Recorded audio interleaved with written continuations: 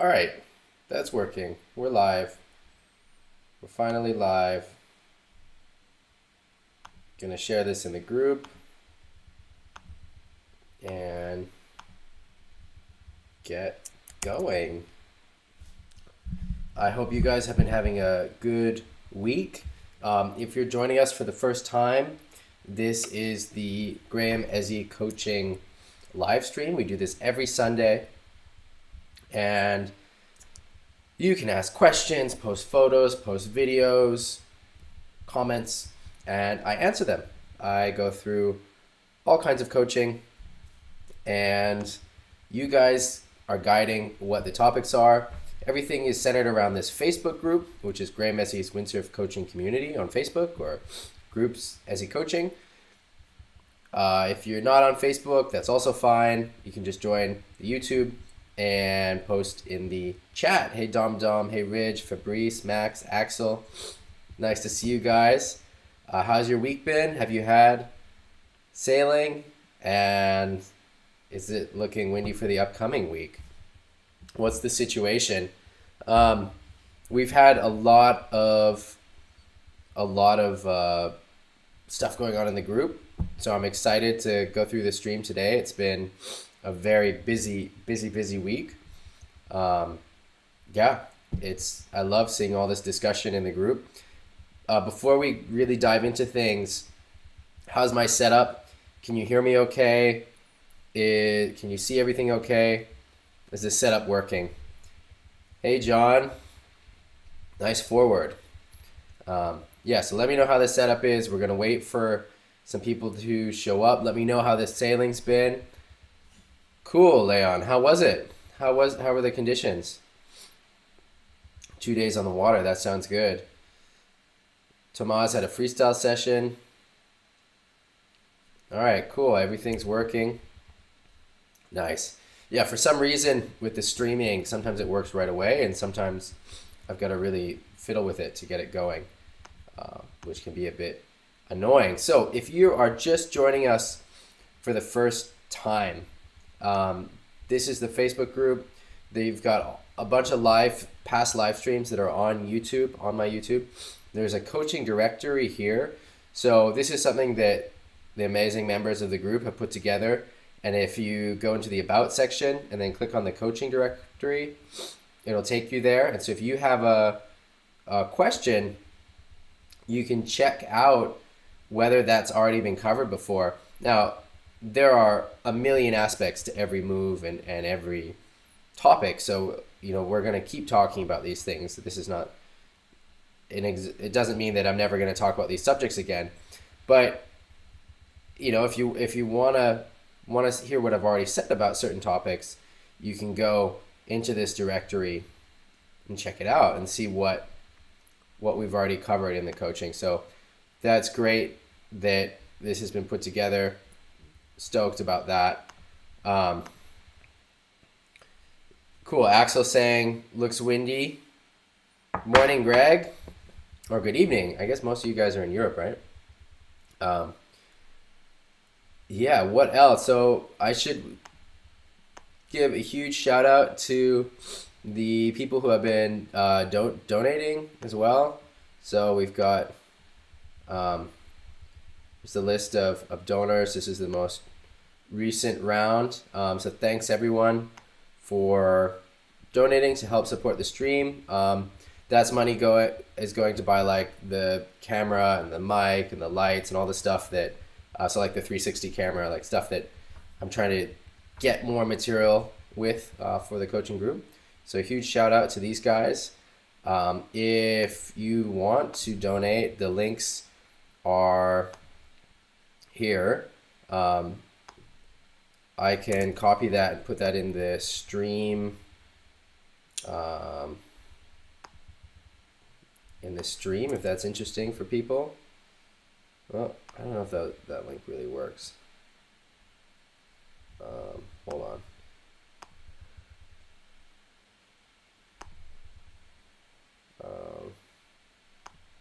I guess most of you guys are.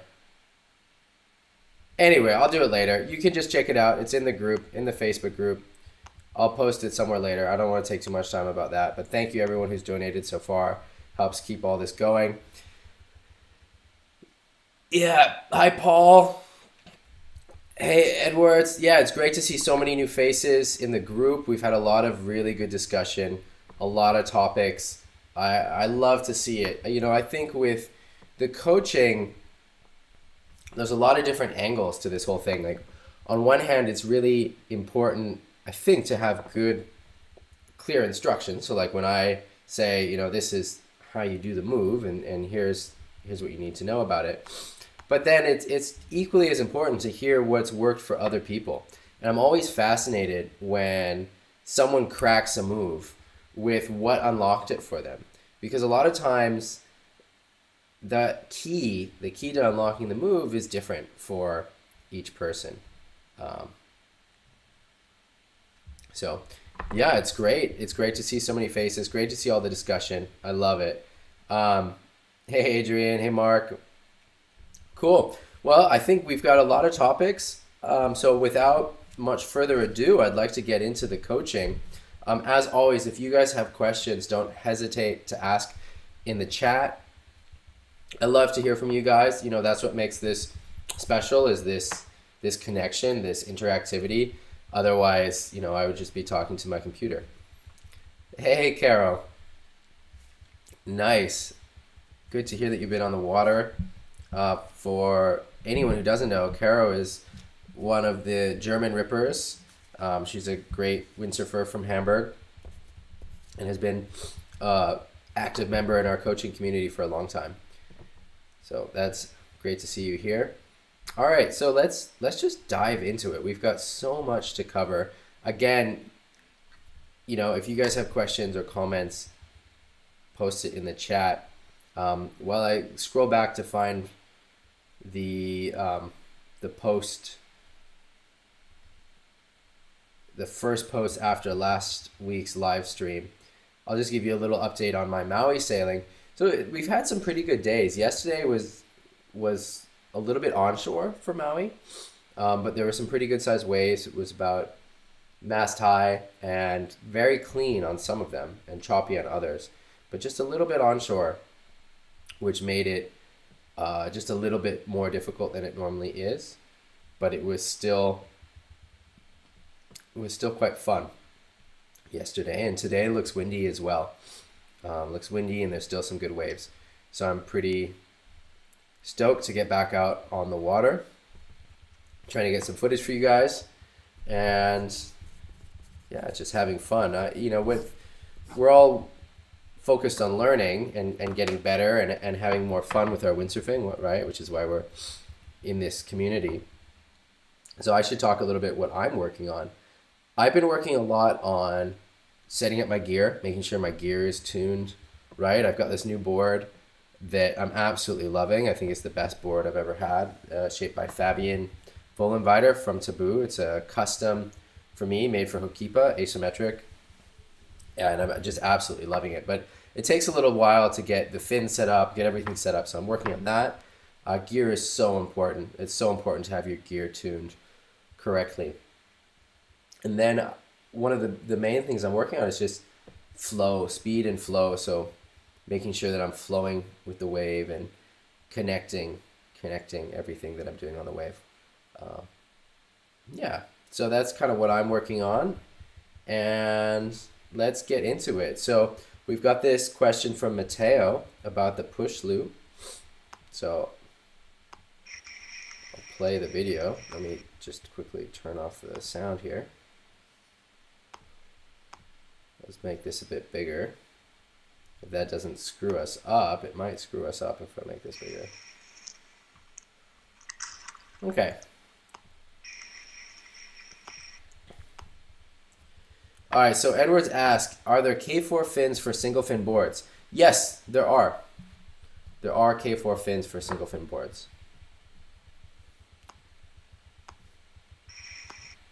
All right. So we've got a lot of questions about the push loop. So Mateo, I'm going to give a few tips, a few pointers, and then keep watching because we have, I think it's like 4 or 5 push loop questions. So I'm going to talk about a different aspect each time. So let's play this.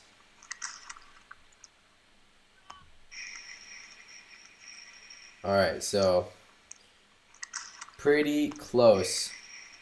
You know, it's almost landed. This is good. Good height. You know, one of the biggest mistakes with push loops is not going high enough. But this looks like it's got good height, good rotation, and it's really, really close to being landed. So what's going wrong? In order to figure out what's going wrong, I want to break down the push loop a little bit, so we all understand what it is. So a push loop is really different than a back loop.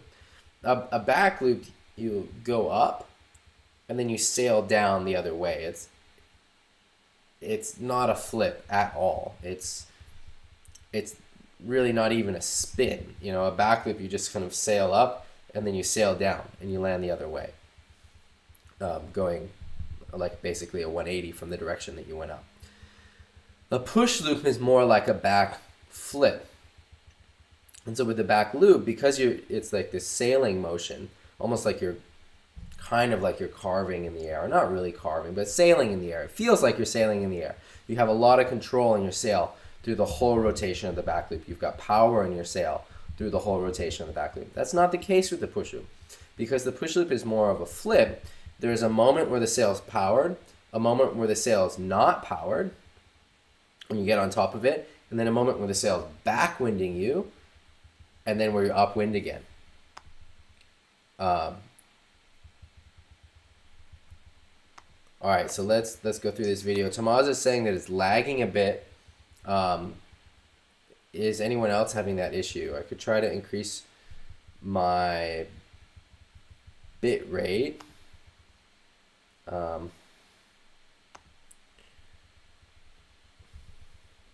Okay, I'm going to quickly try to adjust the bit rate then. See if this works. I've got pretty high bit rate. So I don't think I should change it. You guys are maybe bigger experts than I am. So let me know if I should change something else in the settings, but I think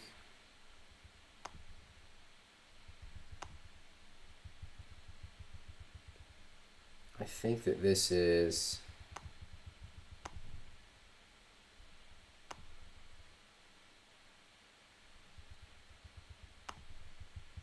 okay. No lag. All right, we're just gonna keep going then.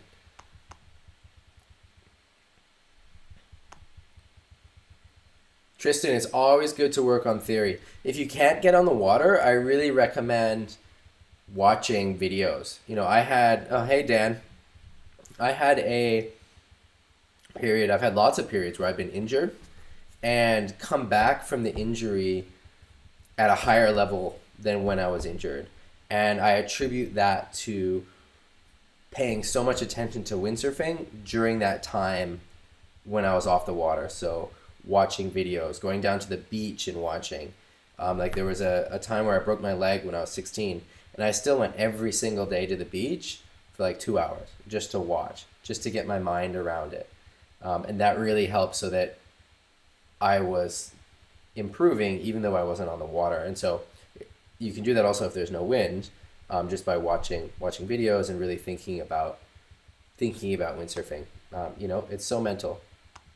All right, I want to get back to Mateo's push loop. So what we already established is like with the back loop, you're really sailing through the rotation.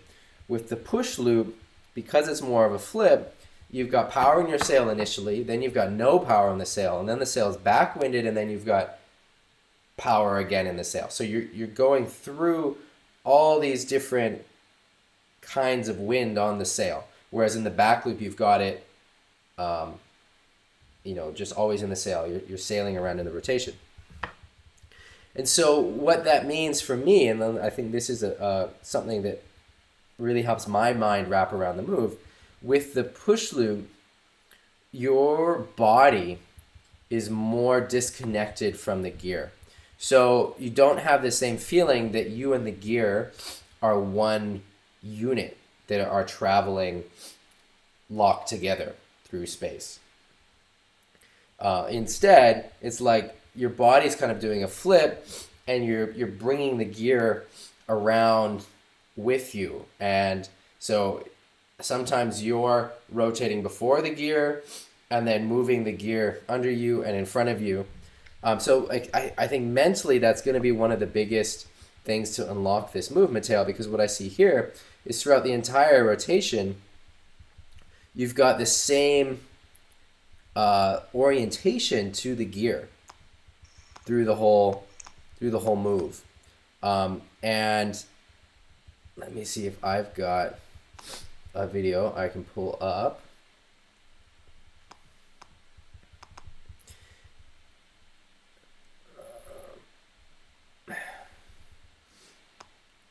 Hold on.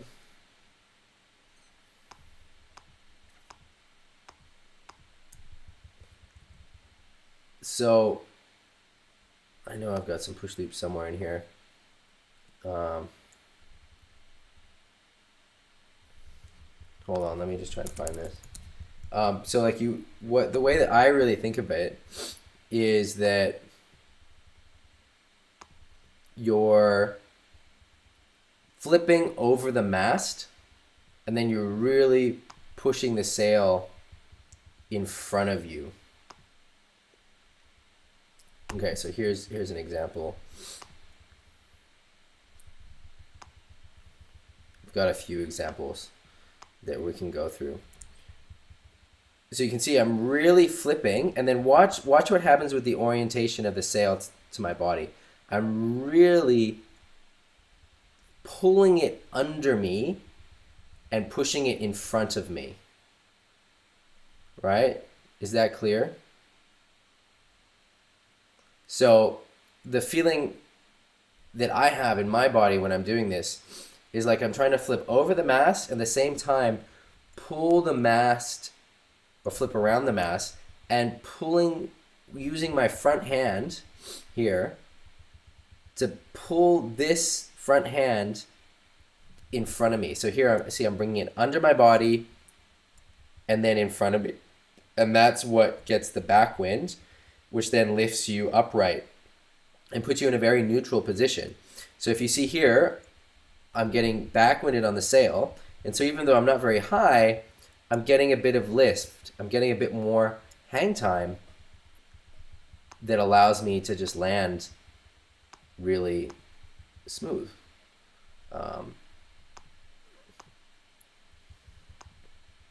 So got a few questions from the chat, and then we're going to keep going on the push loop. Tristan says, another theory for me is the more you practice, the more you train your mistakes. Sometimes it's good to forget them. Oh, that's definitely true. So we so often get stuck in these bad habits, and it's really, really important to have either time off or to make sure that we're not just always doing the same thing. And so you can achieve that by having some time off the water to get out of the bad habits, but you can also achieve that by just changing your approach on the water. So really consciously saying, okay, today I'm going to be working on X, Y, and Z that I've never tried before, or doing something completely different. Like, I'm going to work on one-handed cutbacks, or I'm going to do clue first wave riding, which is one reason why I recommend doing things like that, because it helps get you out of those ruts. It helps get you out of those areas where you're stuck, So because it's so often that we go out and we just do the exact same thing over and over and over again. So doing these little exercises like clue first wave riding, one-handed cutbacks, one-handed jumps, head back jumps, just jumping straight but really throwing your head back. These little things really help shock your body out of that rut, out of that plateau, and you can focus on something different. And then when you come back to the moves that you were working on before, you've got a fresher approach. John is saying that when he's been off the water for weeks, months, he usually comes back sailing better. Yeah, cool. Mark is asking on the push loop. Hey, Ragnar. Mark's asking about the push loop, whether it feels like the board is going up straight in front of you and then over your head.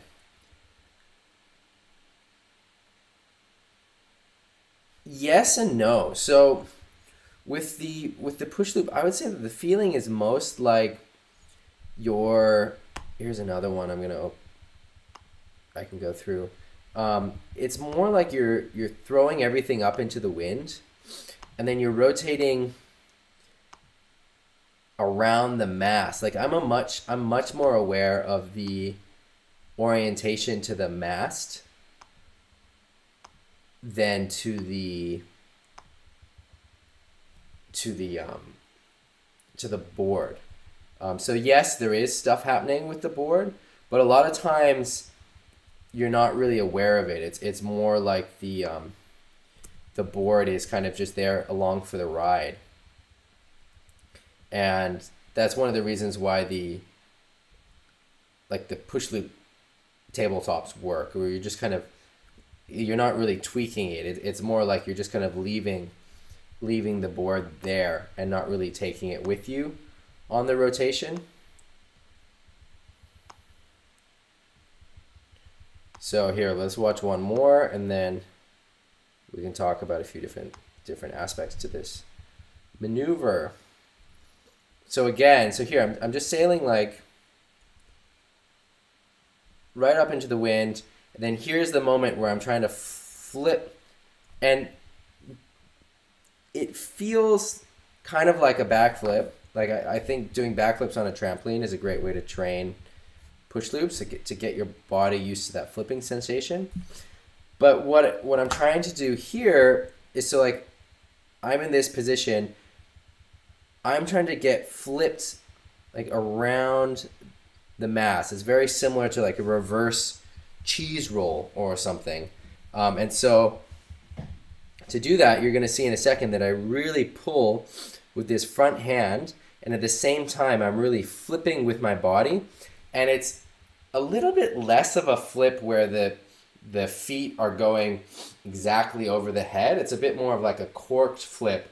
So like from this position, it's like I'm trying to twist and flip. So my body is doing more of a 180. It's almost like I'm getting upside down like this and then doing a 180 to get on top of the sail. And then that's where it gets backwinded. So here you can see with my front hand really pulling that sail under me. And I'm also like with my body really doing like throwing the body to get that flip rotation.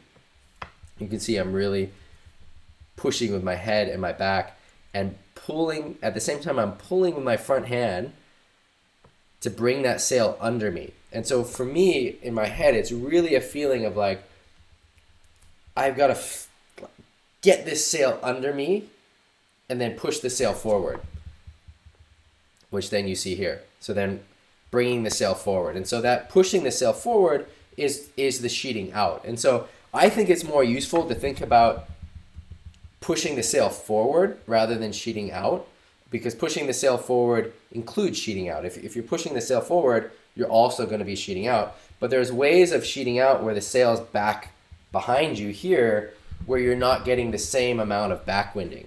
So you want to really concentrate on bringing that sail forward and in front of you. So at first you're getting over it. So here you're getting over the sail, right? And really bringing it under you. Again, all with that front arm. And you don't want a very wide grip on the boom, right? Like I've got my grip very neutral. My backhand is very close to the harness lines. When I'm doing a back loop, my hand is back here. When I'm doing a forward loop, my hand is back here. Push loop, you want a much narrower grip. And then I'm pushing the sail forward and in front of me. And that's what backwinds it. And then come neutral and land. So here, we can play that one more time.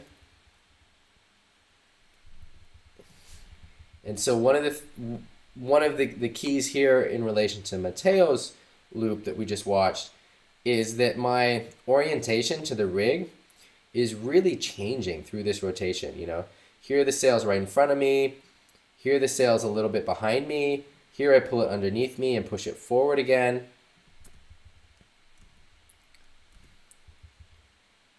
All right, I'm gonna check the comments for a sec. So Tristan's saying that his mistake with the push loop is to push on the two hands at the end so the sail does not push back a lot. Sometimes it's great, sometimes not. Maybe a good training is to shove it. Tristan, I think what I just said will really help, which is really instead of focusing on just pushing against the sail, is bringing the sail forward and up. So you're really bringing the sail forward. So you can see here, I'm trying to get the sail in front of me. And so I'm driving with the front hand, like pulling it up this way as I'm sheeting out, which is then the motion that backwinds the sail and brings you upright again. So if you're thinking about that, of bringing the sail in front of you, you're not going to have the issue where you're pushing on both hands. Does that make sense? I think that might help unlock the move a bit for you. All right. Paul's saying that you got the tip from rotating around the mast line late last year, and this made a massive difference to me. Take off, look back, look for the mast, and open my backhand. Yeah, I think that really helps a lot. So like thinking about rotating around the mast. And so you can see that like the mast is kind of the rotational axis here. You see that? And here you can see if I play it in reverse how it's kind of a reverse cheese roll.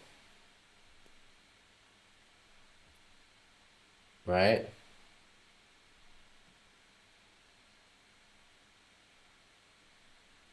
All right, and then we can go back to this one, which is much smaller.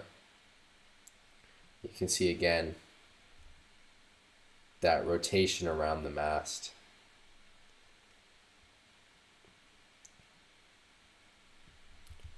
I wonder if I've got another one. I know I have a whole bunch of these videos.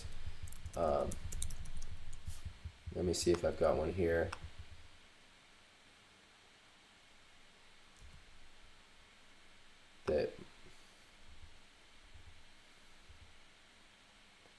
So here again, going up into the wind and then really flipping around that mast, and see I'm really getting the sail under me and then in front of me.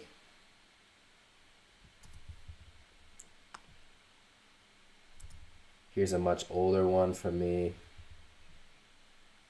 but same thing. So here, let's watch this again. So it's going up, getting that flip around the mast, and then bringing the sail forward. So here you can really see that driving forward. So I'm not just sheeting out on the sail, right? Like sheeting out on the sail is just pushing out against the backhand. I'm driving the sail forward and in front of me. So this is a great kind of freeze frame, still frame, where you can see that I'm pushing the sail not just down, I'm not just pushing on my backhand, I'm driving it in front of me, right? I'm pushing it in front of me. Is that clear?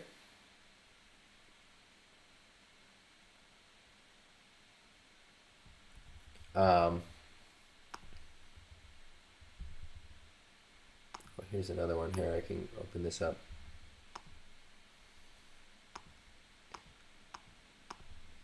So we've got a few questions from the chat. Greg liked the taboo designs of that year. Agreed. I like them of this year though too. I think they look good. We've got a question about, is it better to be overpowered for the push loop? I don't think it's good to be overpowered when you're learning anything. I think one of the things that is important when you're learning anything is to have the right learning environment. And one of the elements of having a good learning environment is being comfortable. So you don't want to be underpowered. You don't want to be overpowered. You don't want waves that are too small. You don't want waves that are too big. And I know that is difficult then to find these Goldilocks conditions, but it'll make a big difference. You'll learn a lot faster if all the other variables are not bringing you down, right? So if you've got a good day for learning push loops, you're going to learn a lot faster than a bad day for learning push loops, right? And so I don't think you want to be overpowered. You do want to be fully powered. I think you want to be fully powered. You don't want to be underpowered. But being overpowered, I think, can cause its own issues. And so what you can do is, instead of saying, okay, today I'm going to work on push loops or back loops or whatever it is, when you get to the beach, look at the conditions and say, okay, today's a good back loop day. I'm going to do back loops, or today's a good forward day, or today's a good aerial day, whatever it is. And that will help your learning process. You'll learn a lot faster. Mark says, people say about pushing for a second before initiating the loop so you don't hit the mast on the wave. This doesn't make much sense to me. Do they mean initiating by pulling in on the front arm?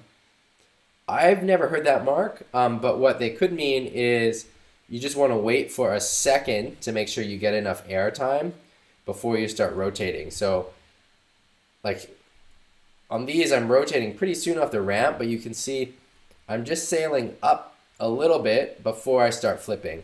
So there I start flipping, and that's enough time to clear the mast. And here you can really see this like disjoint sail.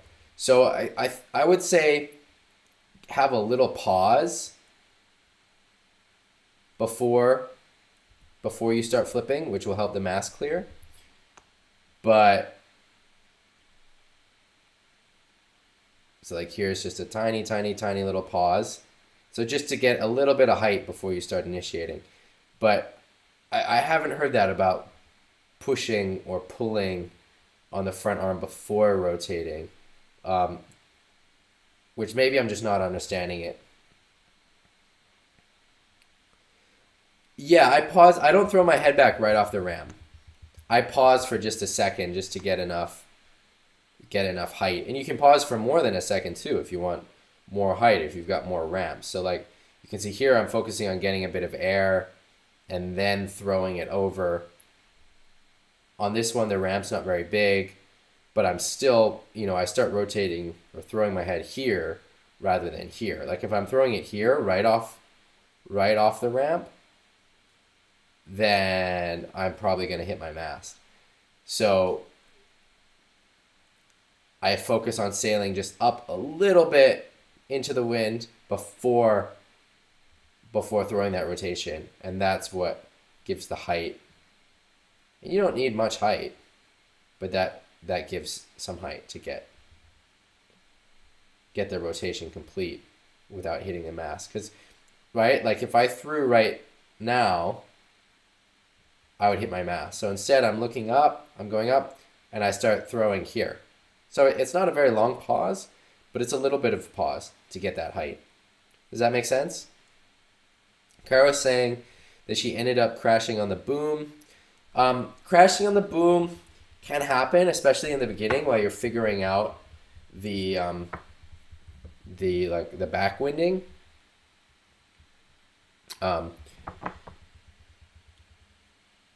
But really focusing on getting over the sail and pushing it forward really, really helps. So like if you're getting a bit backwinded, then your landings are going to be pretty soft, even if you are landing on the boom. So coming back to Matteo, and then we're going to keep going to other topics. Here we can see that he's kind of flipped over, but the body is rotated a bit sooner than the sail, right? At this point, it almost looks like a back loop. So this is more like an over-rotated back loop. So what we want to see is that the sail, Matteo, starting at about this point, gets pulled under you. So like we can see what's happening with your arms. Like here are your arms in front of you, and then here it starts going behind you. Again, like an over-rotated back loop. And then you start pulling it in front again. What you really want to do is make sure that, here's the arms in front, but then you really are pulling that sail under you. You're focusing on getting on top of the sail and then pushing it in front of you. So again, the sail is not doing that same journey with you as it would in a back loop. Does that make sense? Like if you watch this in full speed, you can see that the sail is kind of sitting back here through the whole rotation, right? Which is how you want to initiate it, right? You initiate it with the sail back like this as you're pointing into the wind, and you can stay in that position, and that will give you this like over-rotated back loop spin. But instead, what you want to do is as you're coming up, then you start the flip, and then you're really trying to rotate over that mast. So that means using your upper body as you're trying to flip with your torso to bring that sail around and under you. Does that make sense? I think that's a pretty key thing. Like this is a lot closer to like an over-rotated back loop than it is to a push loop. And so understanding that difference, I think, will really help. Tristan is saying, some say steep ramp for back loop, steeper for push loop, but you seem to not share this point of view. Could I train push loops on the same waves like front loops? Do I need momentum or not? I think push loops you are easier to learn when you've got a steep wave. I think once you can do them, then you can do them on kind of anything.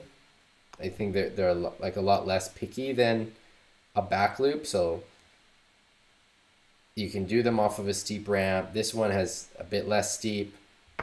It's still fine.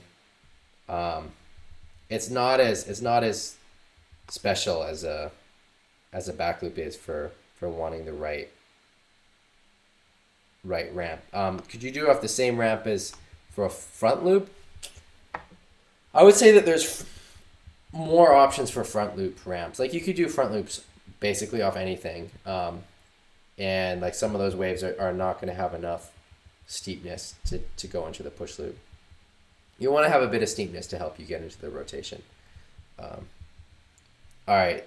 Paul says, the photos I put on Facebook during the week have me hitting the wave with the Mast. I didn't wait before starting the rotation and get caught short with my crazy entry. Yeah, so you don't want to throw it too fast, too hard. All right. Vasily asked about front loops and about the age where people were when they started their first front loop. I love this thread. We've got 78 comments here. I love reading all of these stories about people who have done forward loops and people who are still working on them. And this has in fact inspired me to start putting together a forward loop course. So I'm going to try and do a forward loop course all online. So watch the group for more information about that. I'm going to film some footage today, hopefully, and over the next few days, and put together a little course for learning forward loops. Because there's a lot of comments in here about people saying, I'm 39, I've got to learn the forward before I'm 40, or whatever it is. There's some great comments in this thread. So thanks guys for that wonderful discussion. I'm going to put together a course. There's going to be more info soon about that. All right, we've got some cool old school photos from Thomas, windsurfing on Maui with these old can opener boards. I posted this last week about forward loops and helping understand what the forward loop move is. And so the biggest takeaway from this video, if you haven't seen it yet, I recommend watching it after this live stream if you can do forward loops, or if you can't and you can get it'll just help you it mentally do better forward loops, whether you're trying to land them planing or whether you're trying to land them at all. And the biggest takeaway is that the forward loop is not a somersault. It's not a flip. You're not going, head under feet. You're not heels over head. It's not a somersault. It's not a flip. It's more of like a spin, a downwind spin, a downwind 360. So that'll help. Adrian says that 56, haven't done a forward for 7 or 8 years. Check out the video, see if that helps. I think that can help with the fear as well, as thinking about it more as a spin rather than a flip. Ragnar asked about equipment, and there's some great answers here. He wants to buy a new board, and there's 41 comments. I think there's 41 different suggestions for boards to buy, which is great. It shows that there's a lot of variety in the market, and there's a lot of personal preference for what people like and enjoy. I don't know how much that helps Ragnar make his decision about what to get, but still it's a great resource, and I love seeing all the different approaches to boards and board setup. We've got a question about wetsuits. I don't know if I can add anything more than what's already been said in this discussion. There's a lot of you guys, the members of the community, who are sailing in cold water all the time, and there's a lot of good information in this thread. I would recommend, if you can't find a suit that works really well, looking into custom suits or made to measure suits. I know there's some companies that do that in Europe. And if you're having problems with fit, that can work for you. I've been using Matu sweatsuits, and I've been very, very happy with them. And all right, here's some more old school stuff. Andrea's talking about Capumanu in Sardinia, which is a place that is on my bucket list. I really would like to go here. Maybe we can all do a trip there. That would be fun. Maybe do a trip with the community to Capumanu or some other spots. Do it maybe not necessarily as a clinic, more as just like a trip together. All right, some more old school photos. Got a question about stance. So Jan was asking, where do you measure from? And so if we look at this photo, when I'm talking about stance width, I measure from here, from this insert to this insert. So from the front of the back insert to the back of the front inserts. And most people are too narrow. So you want to go wider than what you think. I know that might not be useful advice because maybe you're already going wide. But in general, you want to go as wide as you can until it's uncomfortable, and then bring it back a hole. So like, keep experimenting, going wider and wider and wider. And then you reach the point where it's uncomfortable, and then go a hole narrower. And you don't want to just say, oh, on the first run, oh, this is uncomfortable, it's not going to work. Like, give it some time, give it, maybe 10 minutes sailing with that stance and see if you can adjust to it. You generally want to be, I think 18 inches is about the narrowest stance that you want for wave sailing, which is already on the narrow side. So that's 18 inches is 45.7 centimeters. So you want to be wider than that generally. If you have a narrower stance than that, it's going to really compromise your performance. Having a wide stance does a few things. One is it allows you to push more like forwards and backwards on the board, and two, it helps get you into that nice low power position where you're really able to transfer the power of your body into the board, which really helps with the turns. And again, this is for wave riding. If you're focusing on jumping, forget everything I just said. If all you're doing is jumping, you can go with a narrower stance. The wide stance is what is for the wave riding, and it's very important for that. All right, so it sounds like we've got some people up for Sardinia. That sounds great. Tomas and John. Adrian saying, find stance, best setup, asymmetrical in the waves. Yeah, I agree with that. I've done that before at certain times where I have a wider stance on the wave riding side and a narrower stance on the jumping side. I think that makes sense. I've done that before. So if that works for you, do it. It makes sense. Some people find it uncomfortable. Some people find it annoying, which if that's the case, then don't do it. But if it works for you, totally do it. And then if you've got, conditions that are more consistent, you always have wind from the right or always have wind from the left, why not? I used to do that as well. I don't do it anymore. I don't really know why I stopped, just out of habit. I don't know why. So I think that makes sense, Adrian, is all I'm trying to say. All right, we've got this forward from Jan. From Jan. And I love this. So Jan was on our clinic in September in Denmark.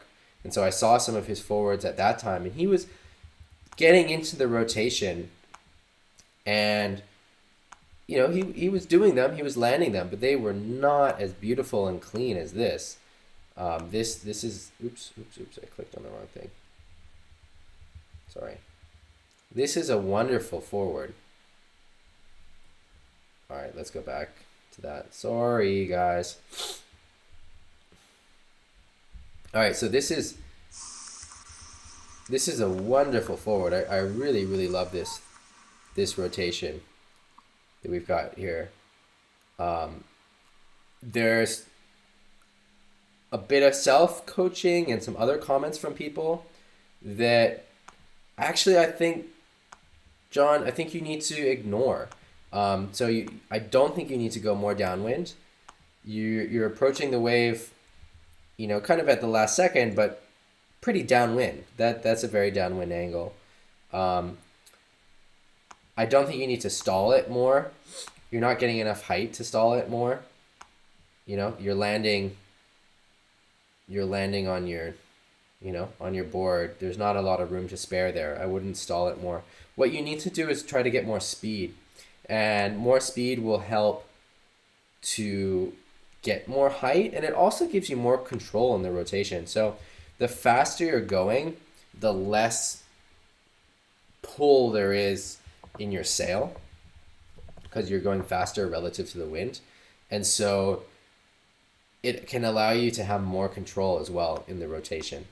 And so if you're not used to going really fast, going out, that can be an exercise on its own to work on. And so bearing off downwind, closing that gap with the sail, where you're bringing the sail down close to the board. You're bringing the, like the foot of the sail down, try and make a really efficient little racing craft. Work on your stance, work on all these things to get speed, which is a great skill to have anyway.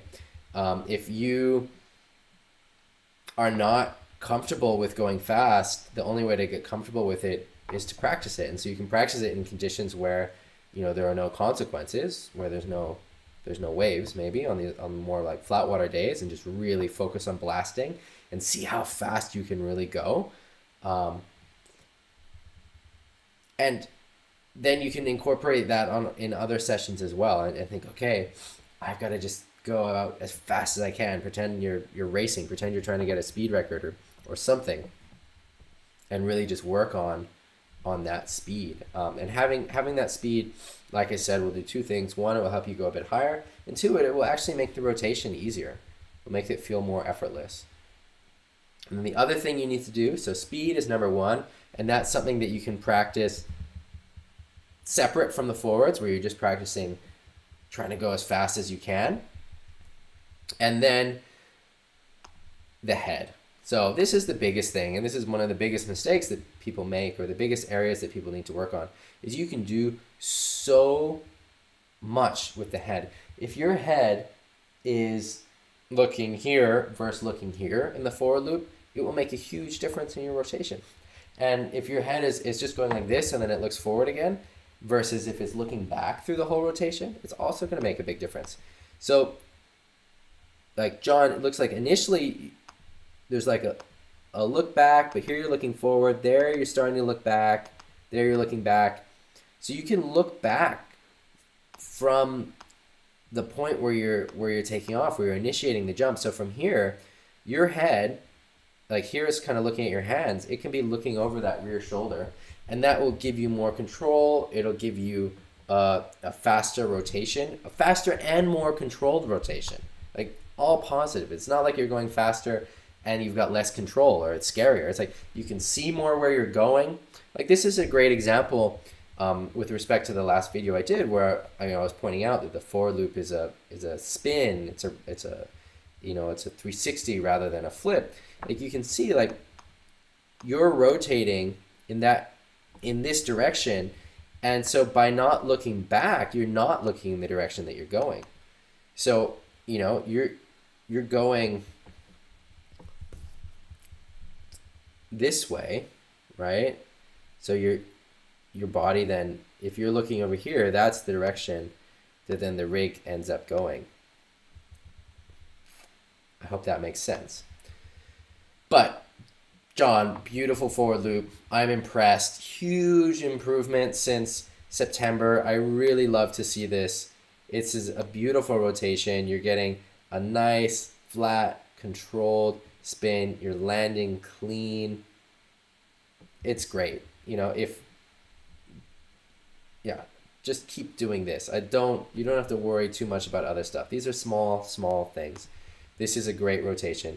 Just try and go a little bit faster and just focus on that head, and it's just going to keep getting better. But you're already doing great. I love seeing this progress. We've got some comments from the chat. Tristan's saying, personally, Graham, I used to do front loops more upwind. I prefer so. I have more pressure in the sail, more rotation also. So there's a lot of discussion about going downwind, upwind on the forwards, and it really depends on the kind of forward that you're going to do. So if you're doing stalled forwards, for example, where you're getting more height, then you do want to go upwind, actually, in the takeoff. So one of the things that really helped crack the stalled forward for me, I was like 15, I was in Pozo, training like 3-4 hours every day in the water. And Reggie, one of the French pros at that time, who I haven't seen for years, and he used to do these amazing stalled forwards. He said to me, go up like a back loop. Just go up like a back loop. The beginning of the stalled forward is the same as the back loop. And before I'd been going like downwind, trying to get the height, and then you have like all this power in the sail. And that one tip really unlocked the stalled forward for me, where then you just go up like a back loop, sailing right up, and then you're coming over the gear, you've got your hands kind of close together, and you've got this kind of weightless feeling where then you're bringing the gear around this way, and then you pull for the rotation. But that feels really, really different than doing a planing spin loop. It feels really different. Yes, that we call them both front loops, and there are similar dynamics to the rotation, but they're very different moves. So when we're talking about going upwind, going downwind, how to do the move, it really depends on the kind of forward loop that we're talking about. And in general, for these like spin loops, it most of the time is better to be going more downwind. But like John, I wouldn't go more downwind. You're doing fine. But just in relation to this conversation of should I go downwind, should I go upwind, there are some benefits to going upwind, like you guys are pointing out, where you've got, maybe more pressure in the sail, and then you can maybe get a bit more whip in the rotation. But that can be hard for learning because you've got more pressure and you've got more whip when you pull on the sail, which then is scarier and can make it so that you are letting go or you're not remembering the fundamentals, of like looking with the head or whatever these other things. So I think like if in the beginning where you're reducing the fear, that it can help to go on a more downwind takeoff. All right, so Dom Dom's got a question about planing forwards. So I said if it feels like you're over rotating, you can even try to over rotate. So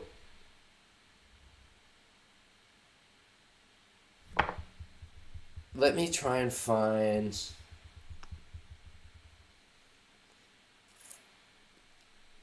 a forward. I had some planing forwards that I posted somewhere.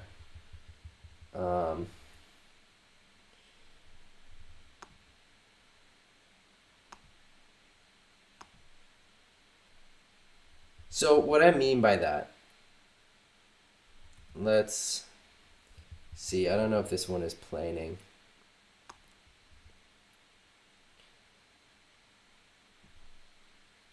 Yeah, it's close enough. Let's open this and like get into it.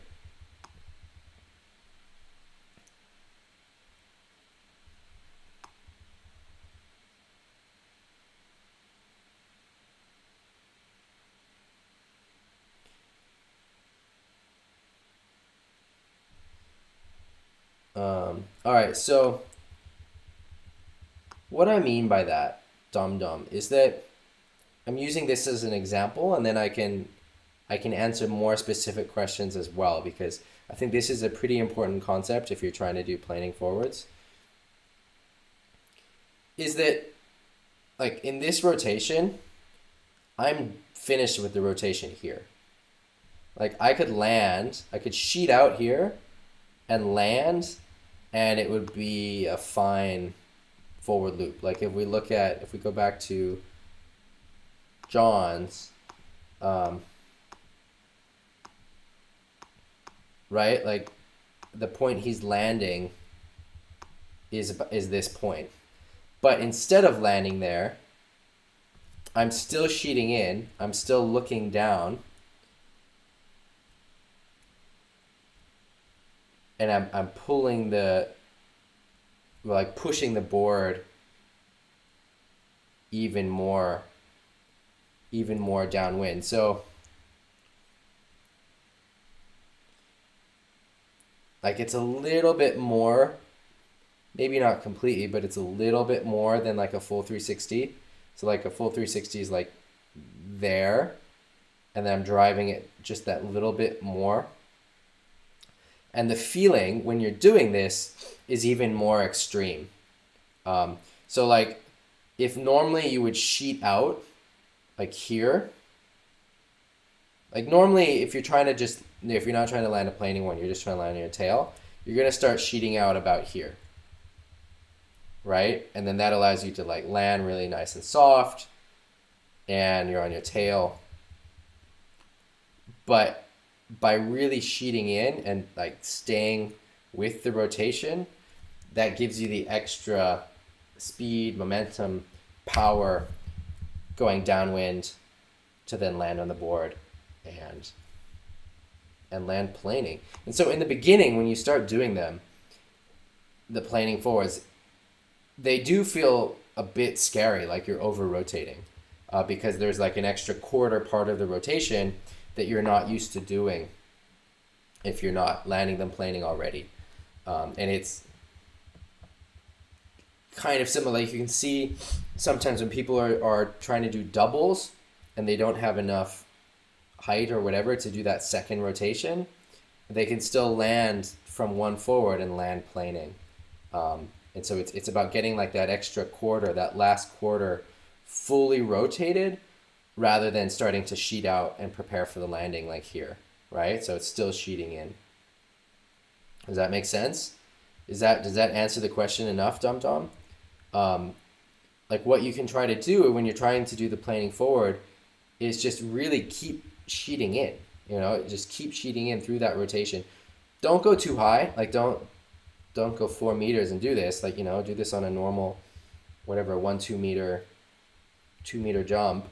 But just keep sheeting in, stay tight with your legs, and you're gonna feel like there's a point, like if you're coming around like here, where it feels like you should sheet out. Keep sheeting in at that point. So like here, so if you're doing the rotation, I've come around, there's a point here where normally I'd sheet out and I'd land and I'm comfortable. You keep sheeting in and you get this next bit of the rotation. So I think of it as being very similar to doing like a 1.5 flip into the water. I don't know if you've experienced doing like a 1.5 somersault, like from a diving board into a pool, for example. There's that feeling where when you come out of the first flip and you're used to like stopping a bit before you're vertical, so that then when you hit the water you are vertical, and instead you're really at that point still tucked or whatever, keeping that momentum, and then able to get that, diving headfirst into the water. And so it's a very similar thing with the planing forward, where it almost feels like you're going for a 1.5. And in reality, it's more like a 1.25. But because you don't have that sheeting out, because I think in a normal forward loop, you're sheeting out and kind of stopping the rotation like a quarter turn before you land. And with this, to really land planing, you stay sheeting in the whole time.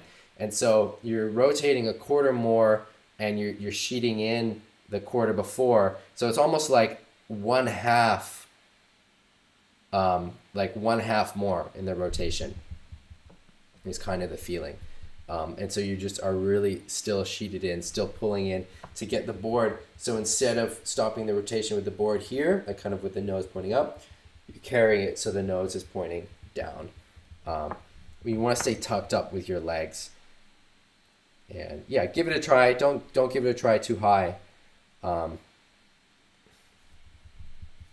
So Ragnar's asking, what's the angle that I'm taking off into the wind? I'm taking off about on a broad reach. So like if my board was pointing here, that would be an upwind angle. Like this angle is how I would take off for a back loop. Can you see that? And so this is like a broad reach or a little bit downwind from a broad reach.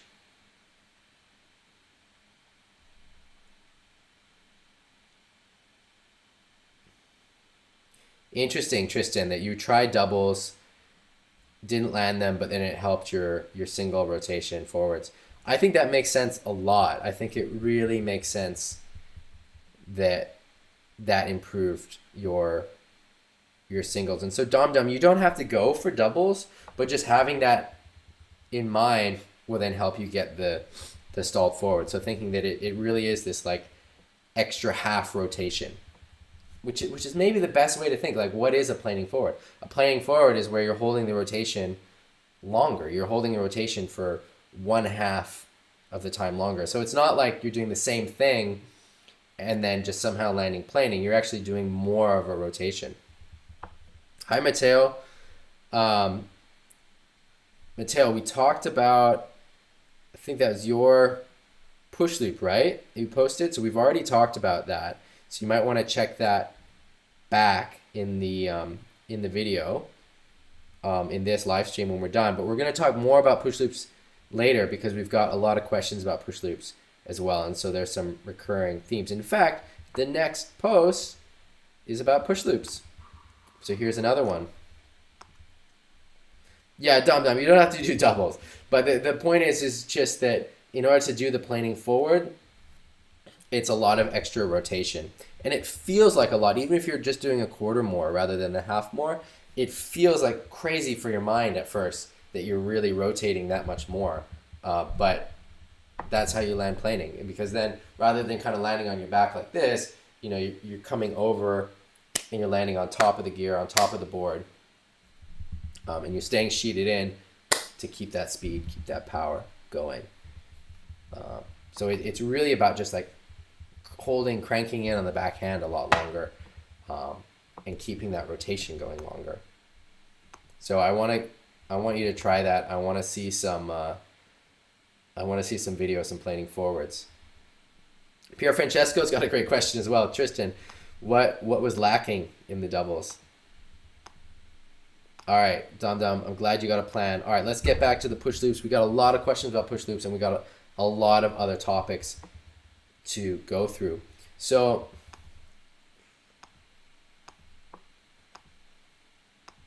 this, I don't know if this is hard for you guys to see, but this is actually a pretty good rotation. I like this a lot for the push loop. There's the elements that we were talking about before where his body is more disjointed from the sail, and it doesn't, right? Like this doesn't just look like an over-rotated back loop. He throws it up, and then he's rotating around the mast. There's two issues here that are stopping this from being landed, from being a perfect push loop. One is that the wave is not really offering much height. So when he's going up to the wave, it looks like it's going to be standing up and offer a good ramp, but then it's actually shrinking. And so if you look at like a few frames after he jumped, there's no wave anymore. And so the ramp is just not offering him a lot of opportunity to get height. You can still do push loops off of waves like this. And in fact, he's very close to landing it. But it just makes it a little harder, right? If you've got a little bit of extra height, you've got a good ramp, then you don't have to work as hard. It makes it just a little bit easier. So that's number one. Number two is all of this is really great, but what I want to see at the end of the rotation, so it comes back exactly to what we were talking about before. He's got to bring the sail in front of him. So here you can see that his head, he's looking at the sail and he's pushing against the sail, but the sail is staying in the same place. Instead, you want to be driving with that front hand to bring the sail in front of you. And so you're driving with both hands to bring the sail in front of you, but the main difference is what's happening with the front hand. So instead of just pushing on the sail as he's doing here and having it be in front of him, you're driving that sail forward and in front of you, right? So where was that? There was one video that showed it super clearly, right? I think it was the one from Baja. Yeah, let's get this open again. And just to go through it, just to really show. So there's the flip, right? But then I'm not just pushing on it. Look, I'm really driving the sail in front of me and up, right? You can really see that there. Driving the sail in front and upright. And so it's this motion of pushing it forward. So it comes under you and like around and up. Right? Is that clear? Can you guys all see that? Like that's such a huge key to unlocking this move. And so that's what's not happening here. So this rotation is really good going into it. Again, I can't stress enough. He's not just doing an over-rotated back loop rotation. That's great. It'd be good if he got a little bit more height from the ramp, but even with this height, this is enough to do it. But you've just got to, at this point, where he's just pushing on the sail and looking at the sail, he's got to be driving everything forward and in front of him. Forward and in front of him. So like this kind of motion, right? So it's like, I don't know what that is, but I think I hope that's clear. Let me know if it's not clear enough, but that's exactly what's wrong with this rotation. That's what's happening here. It's just that instant. The setup is good. Just get this sail movement where the sail is being pulled under you. So he's getting on top of the sail, but then when he's in this position, he's just pushing on it. You got to be driving that sail up in front of you. Video from Hokipa, which is cool. Thanks, Bart. All right, let's get into the questions, topics, all the stuff in this thread. We've got a lot in here, so I'm going to try and go quickly. All right, let me catch up with the chat.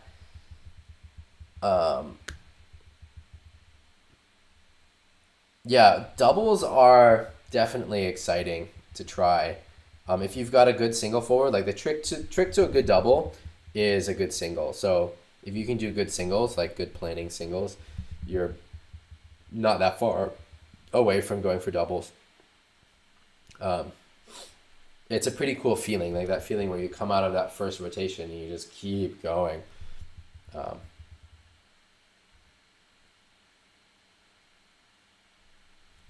Max is saying, I think he took off downwind, not going upwind. Is that for the push loop? It can, yeah. I'm not sure. Nice, Pier Francesco. Happy to hear that you're going to try the 360s. All right, let's get going with all these topics. Tomas is going to film some stuff. All right, Max is asking about the mental side of exploring fear. Okay, so Max, you posted about the mental block on the forward loop.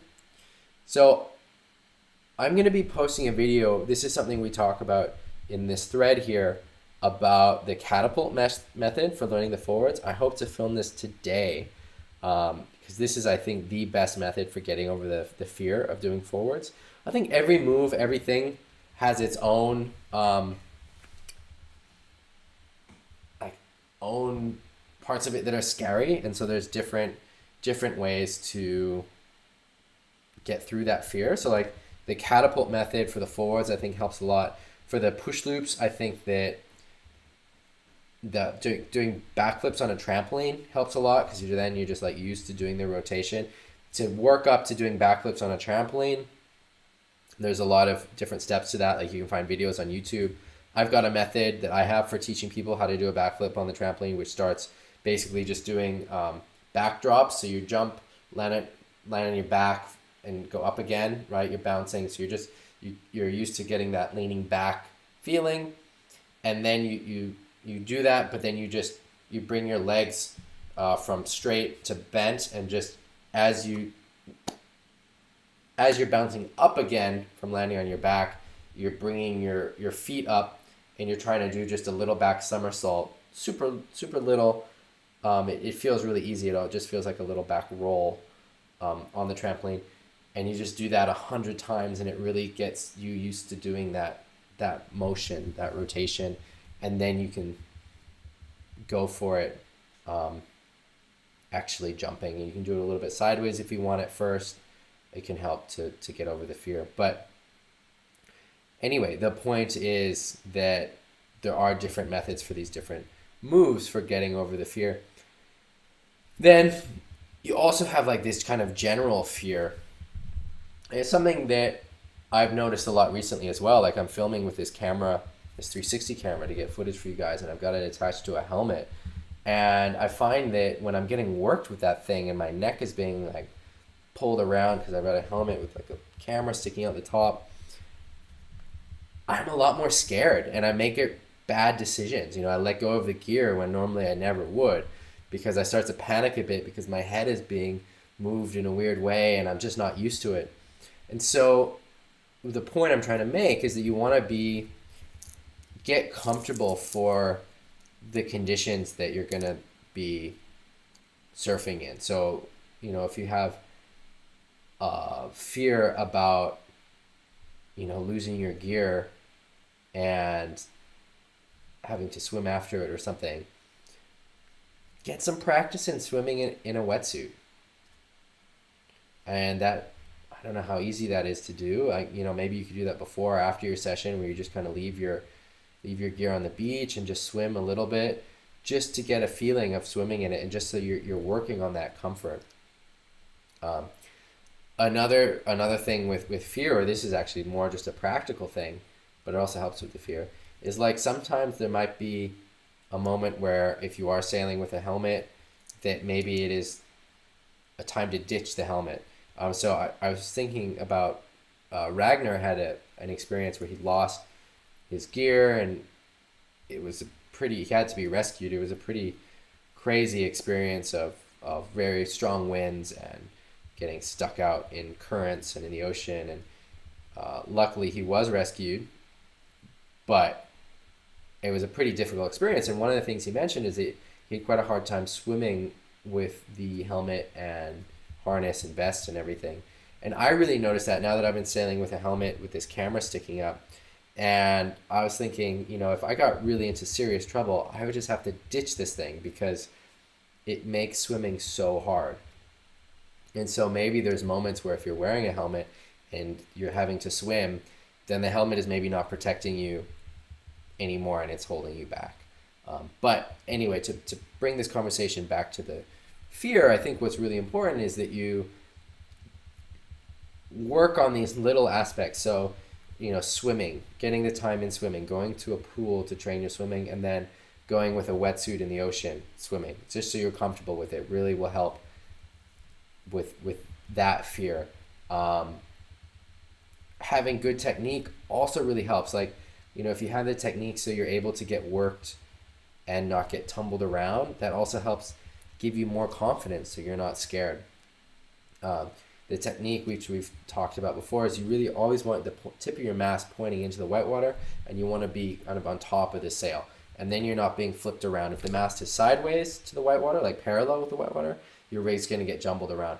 If your mast is pointing into the beach, your rig is going to do a flip, which you don't want. You want the tip of the mast pointing into the wave, and ideally the mast of the sail pointing into the wind. And that's kind of the most stable way to get worked. And then you can really dive the mast down. The whitewater goes over you, and it's not that bad. And if you have that technique, then you're less scared, and you're comfortable with that technique. You're less scared when the waves are big. You're less scared of whitewaters, you're less scared of falling, and that will make you sail better. The less fear you have, the better you're going to be sailing. And then also just making sure that you're taking, appropriate lines. Like, you want to be able to commit 100% to the line that you're taking on the water.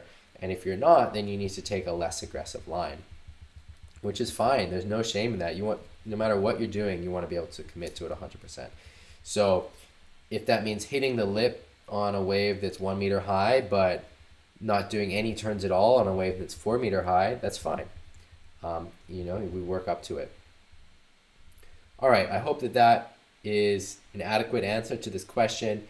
I'm going to be posting some more material about the forward loop, and there's going to be a forward loop course that I'm going to be releasing online sometime in the next month, let's say, which I'm pretty excited about.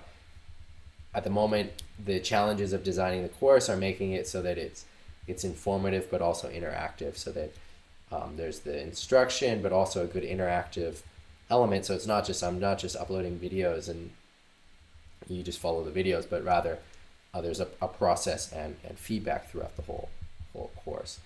A lot of this is about forwards, but then there's a conversation about push loops, and Mark gives a great post about his journey learning the push loop.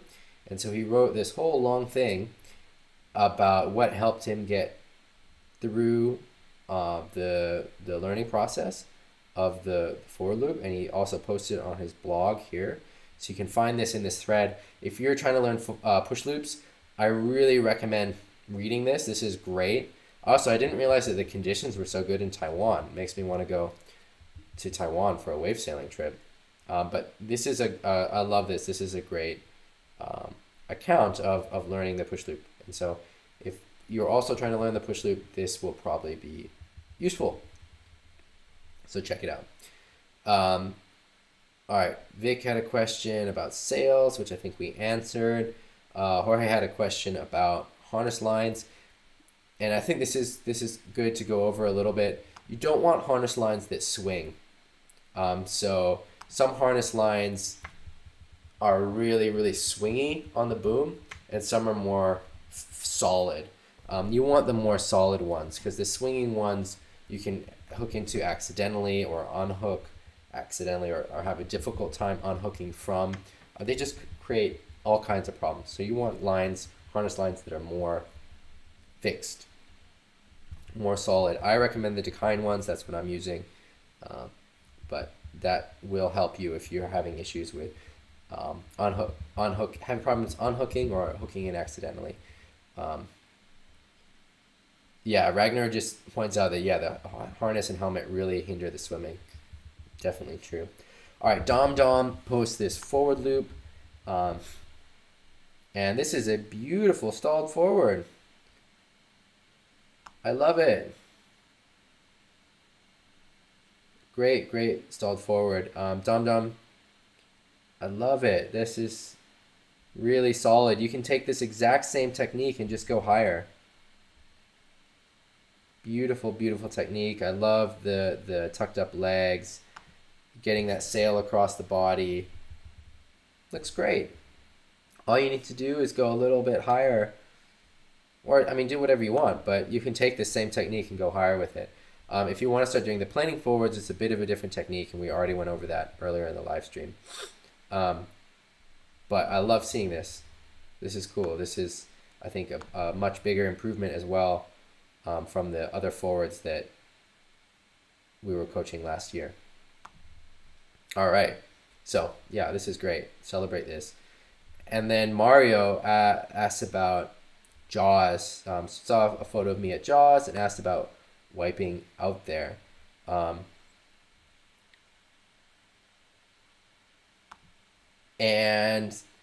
So Jaws is a funny wave because in a lot of ways it's a lot easier than other spots, but just the consequences are really high.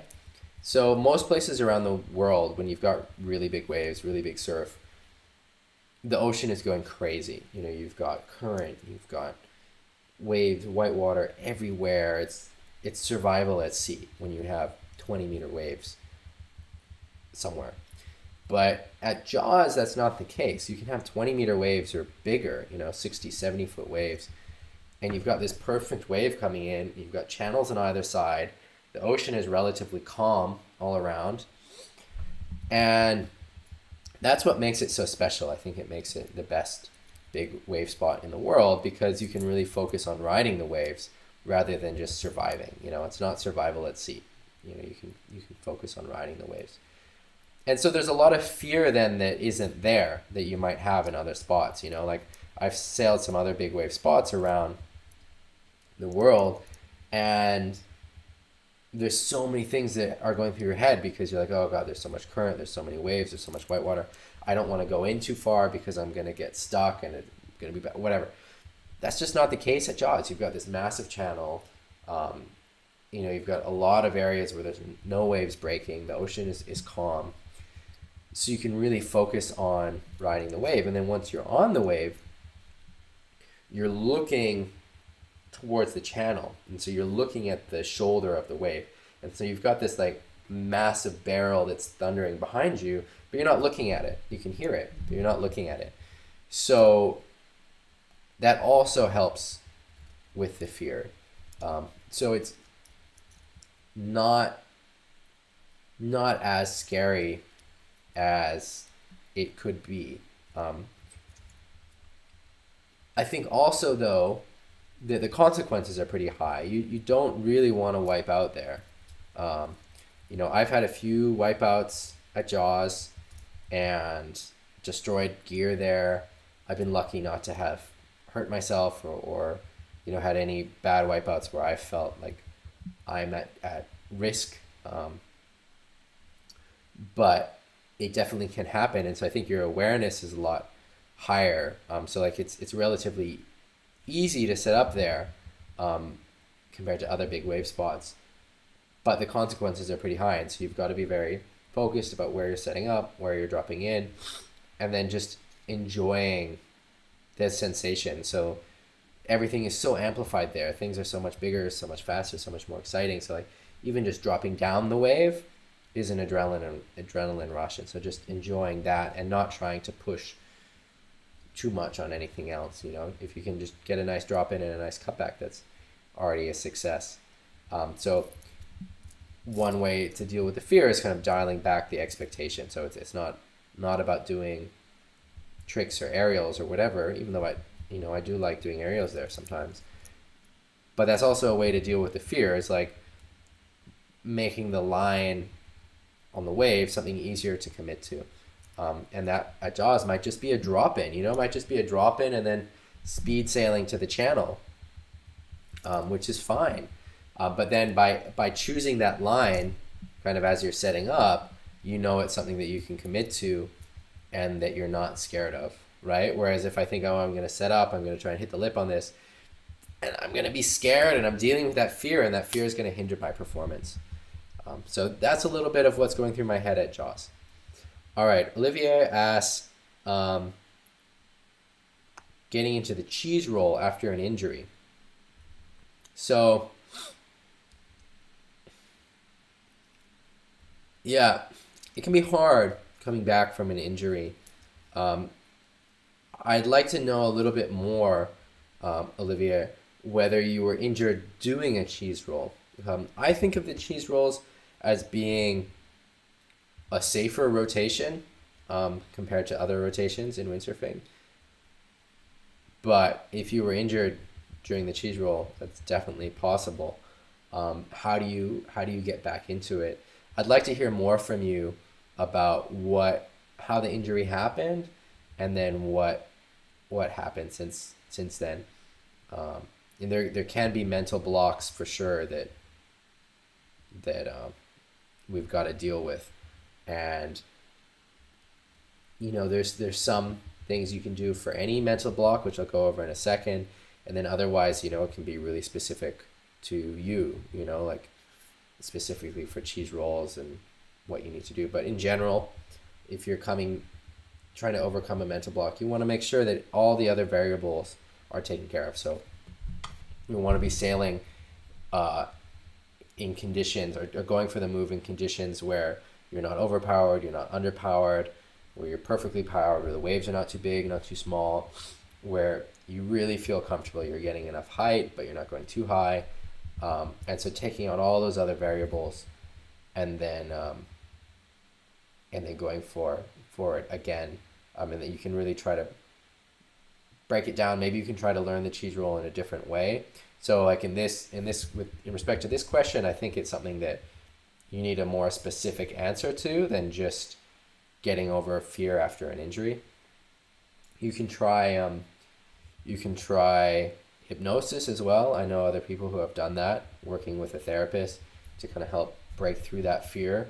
What I would recommend, what's worked for me, I've had a lot of injuries in windsurfing, is just coming to it gradually. So, if I'm broke my foot in a wave ride, when I first come back, maybe I'm scared of hitting the lip, and so I'm just going to be riding the face, working on turns, and just do that for a couple months, and then just gradually try to build up the confidence to start hitting the lip again. I don't think you want to get into it too soon, because like I said before, the most important thing is being able to commit 100%. It's not good if you're scared and you're not able to commit. That is a recipe for getting injured again, and it's not what you want. Kevin Barry asked about straps. So I've done a video about straps. You can find that on my YouTube. But in general, you want the straps to be tight on the sides, high on the top. So they're tight on the sides, loose on the top, right? So the straps are like this rather than like this, right? And that gives you the little pinch on the sides, gives you the control, and the height allows your foot to kind of move in there, pressure the board, and also to get out when you need it to. A lot of boards come with stretchy straps. Those are easier to get stuck in. So I use the Dakine Primos, and there's some other straps that you can buy that have a solid webbing in them, like a fixed webbing. So they're stiff and they don't stretch, which makes it harder or less likely that your foot gets stuck in them. The stretchy, more elastic strap allows your foot to get kind of wedged in there. And the worst ones are they're stretchy and they don't have much reinforcement, and so they can kind of twist around, so your foot can get stuck and twisted. Yeah, that's not good. All right, so we've got a question from MFT about forwards. So do we have...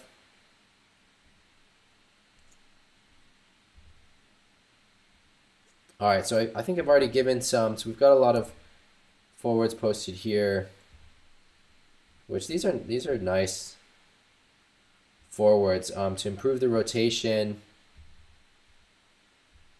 But I mean, these are good. It's about looking back with the head.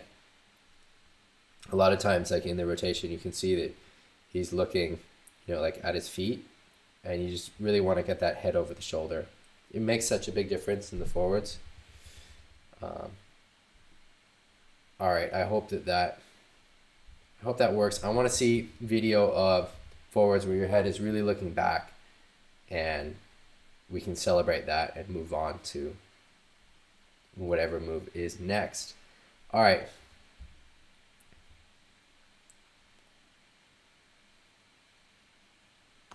All right, so we've got a push loop attempt from Paul. And so we've already talked about push loops quite a bit, and there's some common themes here. So one, Paul, is you want to get a bit higher before you're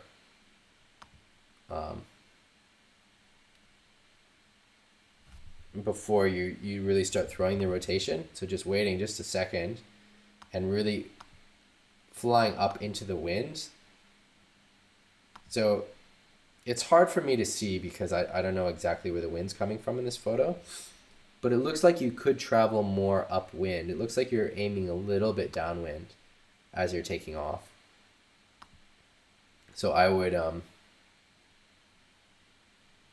aim more up into the wind, and then if you're like sheeting in more, you're gonna get more height as well before you start doing the rotation. And then that will help the mast clear the wave. And then I think we've got the photo sequence in here. At this point in the rotation, like we've already talked about, you want to be really pulling this sail in front of you. So you're really bringing that sail in front of you and up. And so your head is not looking at your hands, but your head is looking in front of you where you're going. Because, so often we go where the head looks, right? And so, like, here you're looking into the sail, and so that's where you end up going. The rotation kind of stops at that point. And so really thinking about the rotation as that flip around the mast. So like here your head is looking up, which helps you initiate the rotation, but then already at this point you're looking more in the sail rather than around where you're going. So try to get more height. Focus on looking where you're rotating to, and then really bring that sail under and in front of you. I think that's going to make a big difference to your rotations. And then hopefully you're landing them and we can celebrate it, because it looks like you're pretty close. This is not that far away. You just need a bit more height and really getting that sail pulled through under you and in front of you. And the head will help all of that happen. All right, so we've got a comment from Archie about building consistency on both tacks. So the question is about having the same skill with wind from the left as wind from the right. And so Archie says that feels very comfortable wave riding on starboard tack. Port tack feels okay. Jumping on starboard tack is natural, but port tack jumping is alien. And I think often of the four, right, you've got like jumping and riding on both sides. So you've got four total. Of those four, there's often one that feels really uncomfortable, and you've got to figure that out. But in general, the trick to consistency is just doing it.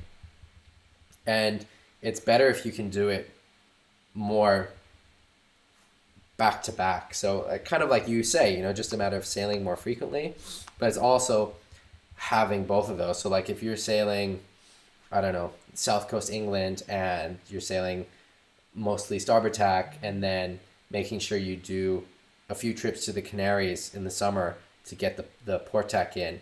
And those will really help and complement each other. And then breaking it down. So like on your bad side, just really breaking it down. So like, for example, I grew up wave riding on starboard tack. And so like of those four things, I think probably wave riding port tack is the one that was the most difficult for me. And so like, I just had to really break down the dynamics, making sure, okay, I'm bending my knees, I'm like getting my timing right, like just really focusing on some of those really small fundamentals can really help to crack it, for example. But really it's just about the time. And then also be kind to yourself. No one is the same on both tacks. If you look at the pros, for example, most of the guys, it's not true of everyone, but most of the guys can do back loops on one side and push loops on the other side, and they're not doing both on the same side. Even if they could, they just feel more natural for whatever reason doing it one side or the other. So like for me, I learned every jump on starboard tack first.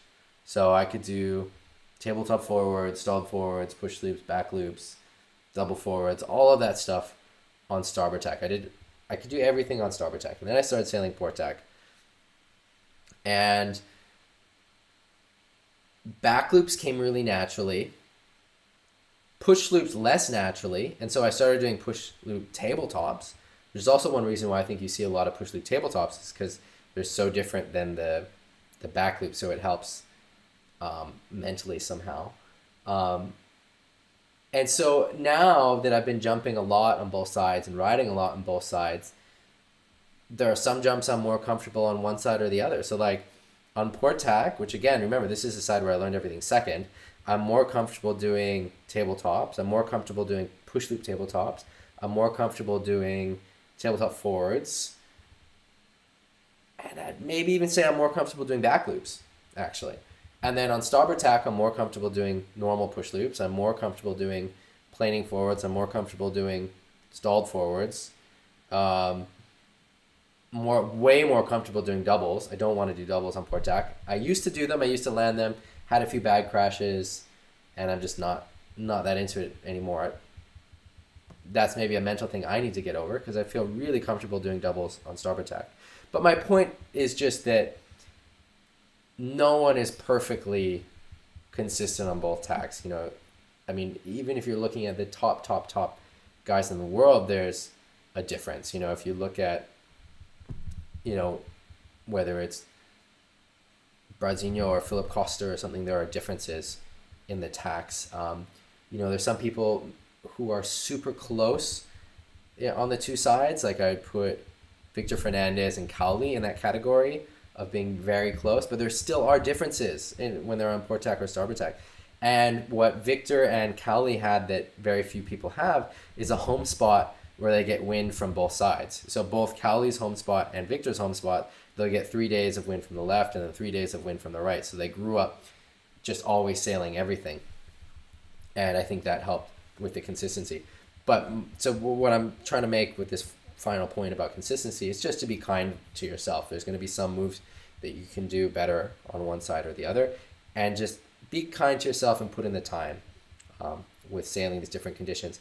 And know that if you're sailing port tack, it's going to help your starboard tack. Like the brain is so amazing. Like by putting in this time in these other conditions, it makes you better when you return to your home spot. So it's not time wasted, and it's also really fun. Like I've loved learning the other side. It's such a nice challenge, you know. And I've tried to learn like the wave moves, goiters. Like goiters on port tack is something I learned pretty late. You know, I could do those forever. I think I was one of the first people. I was definitely of the first generation to be landing them really consistently. Levi and Cowley were kind of starting that, and then it was like me, Brazinho, a few other guys that were then really landing them like 100% on the waves and in down the line conditions. But yet I couldn't really do them on port tack. And then it was like maybe 5-6 years ago that I put in the time to learn them. And it's a fun process when you're learning something again. You know, it's a gift to be able to learn it again, because learning is fun. So enjoy that time, enjoy the process. I think that really helps to get the consistency. I think it's too easy to say, oh, this feels uncomfortable, and then just avoid ever sailing with wind from the left. So like if that is something that makes you uncomfortable, you need to not run away from it, but seek it out. You know, do that trip to the Canaries, do that trip to Cape Town, or, you know, if it's the other side, if you're used to wind from the left, do that trip to Morocco, do that trip to Portugal, whatever it is. It will really help your sailing. All right, I'm going to check the comments quick, and then we're going to keep going through this thread.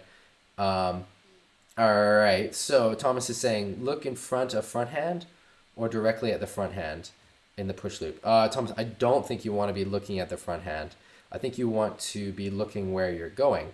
So as you're up in the air, then you're looking back with your head. But then once you're already on top of the gear, you're not looking down. You're looking in front of you where you're traveling to, and you're bringing that sail then in front of you. So you're looking here. Your hand is back here, but then you're bringing that sail in front, and so eventually maybe you're looking at your front hand. But the most important is you're looking where you're going, not at the front hand. All right, Mateo's got another question. Tips for the flaka. I always fall on the side of the rotation.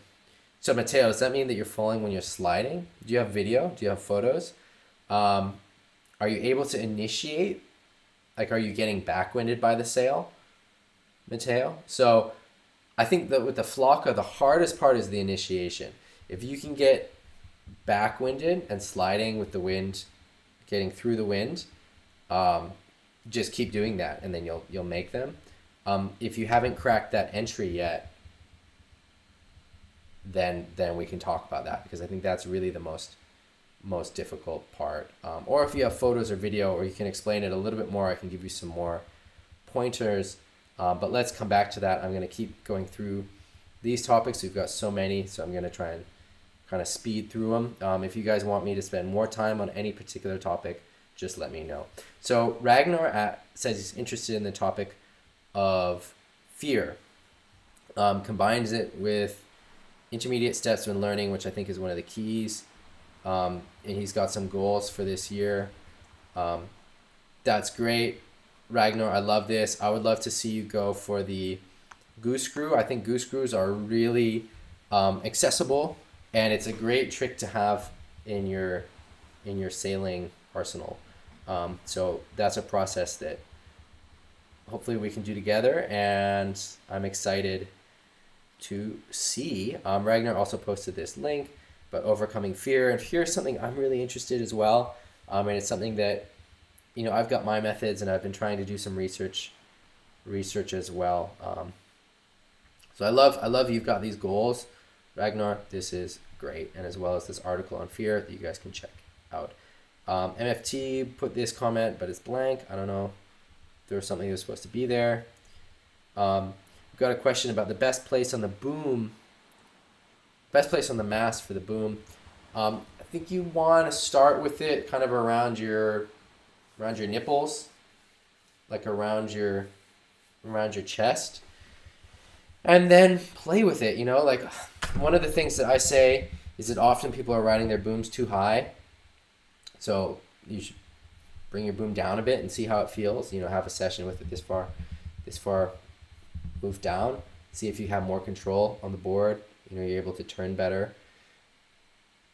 But boom height's kind of a tricky thing, like, because there's all these different definitions. Like, what does it mean to have control? So, like, for example, I say, like, okay, if you raise your boom, you have more control in high wind, which by that I mean, like, the wind, the sail feels more of or the rig feels like more of a unit, and your movements are making less of an impact on the rig, and so it's like a safer feeling. You have more control.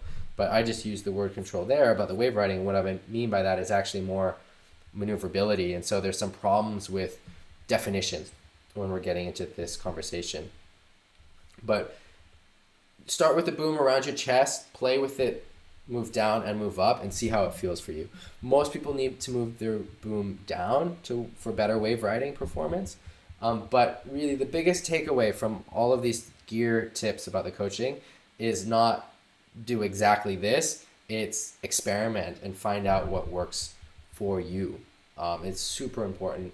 And not only is it important because, see you, Carl, not only is it important because then you're going to get your gear tuned right, which is super important. I'm always working on my gear. I'm always working on my fins, my boom height, playing with different positions. It also just makes you a better sailor. So if you get used to sailing at a very, very specific setting,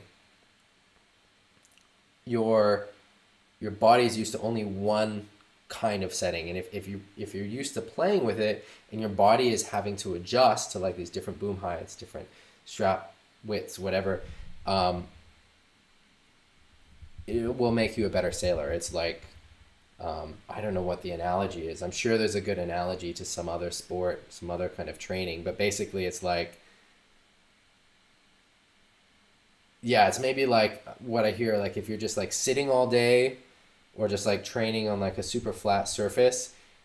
But here's the analogy. I've got the analogy for you. It's like if you're in the gym and you're just training with just the machines that all have like very fixed axes compared to training with free weights, right? Where then you're working like different smaller muscles because you're having to like adjust and your body's having to adjust. So by adjusting your equipment and getting used to adjusting it and sailing with different settings, you're forcing your brain and your body to do these micro adjustments, and then you're making you're making yourself a more complete sailor. It's just like one really easy way just to get better at sailing is to like always be playing with your gear, which I mean that's so easy to do, right? Like just change your gear around a bit and it'll make you a better sailor because your body's having to adjust.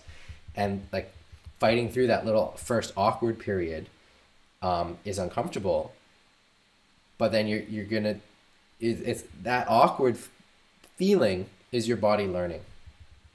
And so if you can do that often, you're learning more and you're becoming a more complete windsurfer. And then ideally you're doing this experimenting, this testing, and so then you know what your ideal settings are, and then that's so important because you've got your gear tuned right. So that's a little rant about boom height. Hopefully that helps. All right, so we've got Jorg is saying, how big a difference are there on boards from year to year? For example, on the taboo to curves. Would a non-pro notice those differences? What do you particularly look for when giving input to the shaper? There isn't it a lot of personal preference? What's the process? And what does the shaper do when converting all that input to something we non-pros can ride at the end? All right, I'm going to answer your question. We're going to have a little discussion. And then I can say a few words about the Flakka. Matteo, maybe I'm going to say a little bit about the Flakka first, just because that's on the top of my head at the moment. This is maybe something that I can do a little video on. I think the key with the Flakka is getting the carve, the initiation. So Matteo, are you doing this on a waveboard or a freestyle board? I think with a Flakka, and other people might disagree with me, I have my own learning process for the freestyle moves that really is influenced as a wave sailor because I'm coming from the waves, and so I'm used to the wave equipment. Whereas if you're used to freestyle equipment, you might want a different process. But I can talk about what worked for me, and what worked for me was really focusing on the downwind carve. So really carving hard downwind, going very downwind. Like the more downwind and the more over the gear you are as you initiate the move, the better, the easier it is to get through the eye of the wind. And you see like the pros and like people who can do the flakkas really well not doing that exaggerated downwind, because once you've kind of figured out that motion of getting through the wind, then you don't have to do that as much as exaggerated. But in the beginning, I think it is really useful. It can really help. So like really carving hard downwind, going way more downwind than you think you need to, and then getting the pop, and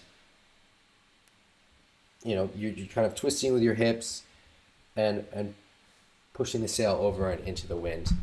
And again, I liked learning it on a wakeboard because then I could sink the nose of the board, whereas like with the freestyle board, it's kind of always on top of the water, which then some people like because then you don't have to rotate as much and you can just start sliding.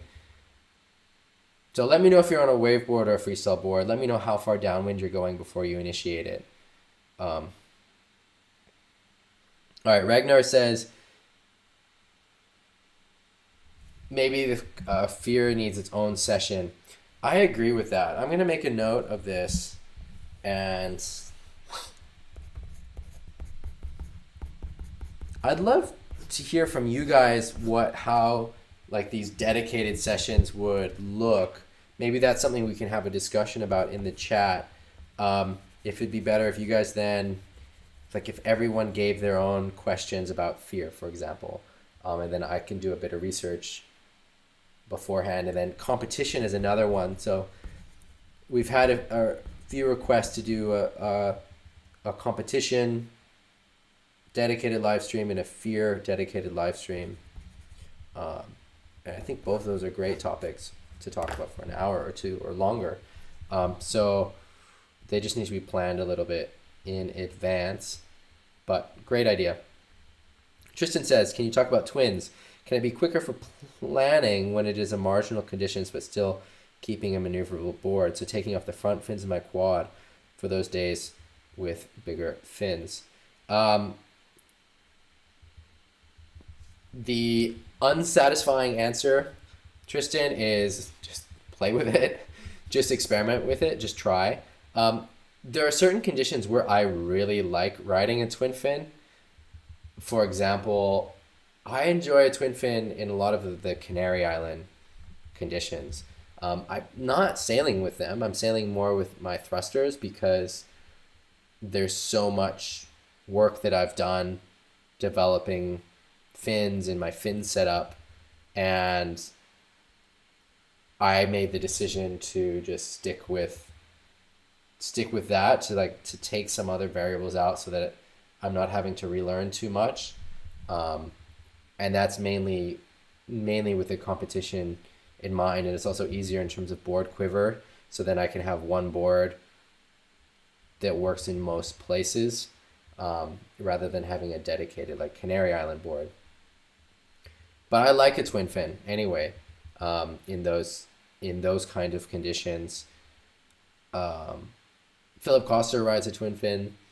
I think there's a lot of fun aspects to a twin fin. They feel a little bit faster to me than like a quad or a thruster, which is I think what you're mentioning when you're talking about quicker planing. Yeah, so I think try it. Yeah, throw some bigger fins in your quad, take out the front fins and try it. I think there's benefits to all these different fin setups, and it's worth testing. And like I said, I like a twin fin for some conditions, especially if it's a bit side on shore and the waves are not very powerful. Then a twin fin can be really fun. Mateo, I'm still waiting for you, if you're still online, to answer those questions about the Flakka. 1, are you learning it on a waveboard or a freestyle board? 2, how downwind are you going? Does that make sense? Do you want to really exaggerate the carve downwind before initiating the move? Vic, thanks for showing up. And all right, let's get into this question from Jorg about the boards. It really depends year to year how big of a change there is. So some years there's no change, and cheers Max, and some years there's a huge change. So like with Taboo, there was a pretty big change. I think it was going from 2017 or 18, or maybe it was 18 to 19. I'm not sure. It's the year that then the channels were put in on the bottom of the board, and those boards were completely different than the boards before. So it was a huge change, and the decurve line was completely redone, and those boards were amazing. And they came from like the 82. It came from a board that I had, and I just absolutely loved. It was like the best board I ever had. And then the production board basically became that, and it didn't need much change to go from what I was loving to what would be good for the general market, because it was quick to plane and it turned well. What ends up happening often is when you have to make changes that, like, okay, how are we going to change this board to work for the pros versus the non-pros, is mainly about planing, about early planing, and about speed. And so like most boards that are designed like for quote unquote non-pros, they are a little bit worse in performance, but easier to get planing, easier to get going. And that's not true of all production boards. Like I think the Taboo Decurs, for example, are a very high performance board. I see the JPs performing well, the production boards. So a lot of these boards are really high performing, but there are some differences, for particular spots. Like on Maui, even if I really like, I'd have the production boards, and I'll sail them sometimes. They're fun. But I've got these like custom asymmetrical boards that Fabian has shaped me that are just amazing here. But they're really specific for Maui. Like I would not take that board anywhere else. It wouldn't work somewhere else. I mean, so there are some specific things that work for me because I spend so much time here that wouldn't make sense in like a board for the general market. But in particular,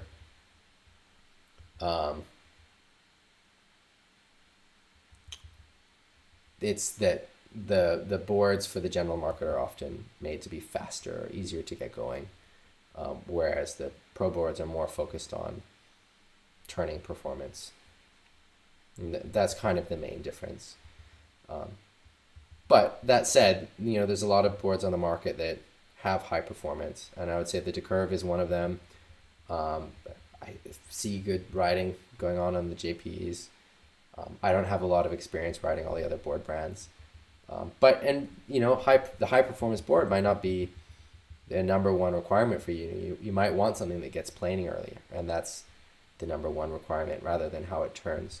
I would say by working on your technique, you can ride a more radical board. So like one of the biggest things that you can do to work on in your own technique to make sure that then you can ride a good radical board is not being in the straps all the time. So if you're just get on the board and you get straight in the straps, you need a lot of rocker, you need some width in the tail to support that weight that you're putting in before you're planing. Whereas if you are out of the straps, or maybe just your front foot in the strap and your back foot is out of the straps, until you get going and you do a little bit of work, maybe a little bit of pumping to get going, then you can ride a more radical board. All right, we've got a couple questions and then I'm going to wrap it up. We've already been streaming for about 2 hours, which is great, but it's windy today. So I'm going to get on the water and I'm going to get a session at Hokipa, and then I'm going to go do some filming for the forward loop course. So a couple questions. Art Drum asks, I wonder if it's possible to compile all those tips throughout many vids and make a complete guide describing all the mistakes. So there is a guide. So in the throughout, you guys have been doing a great job of helping, like for all these videos, giving time codes. Dom has been doing an amazing job of that, and so on the chat on the description of each YouTube video, you should see time codes for the different topics, and then here in the about section on the Facebook group, you can see a coaching directory, and that document has a lot. So you can do that. Dom, how important is weight versus stiffness? I am not paying attention to stiffness. I think all my boards are relatively the same stiffness, and most of the epoxy boards out there are a similar construction, so they're a similar stiffness. I think you do want stiff boards. I don't think you want them to be flexing at all. I could be wrong on that. I think like polyester boards, are a bit less stiff than epoxy, and I think they feel just a little bit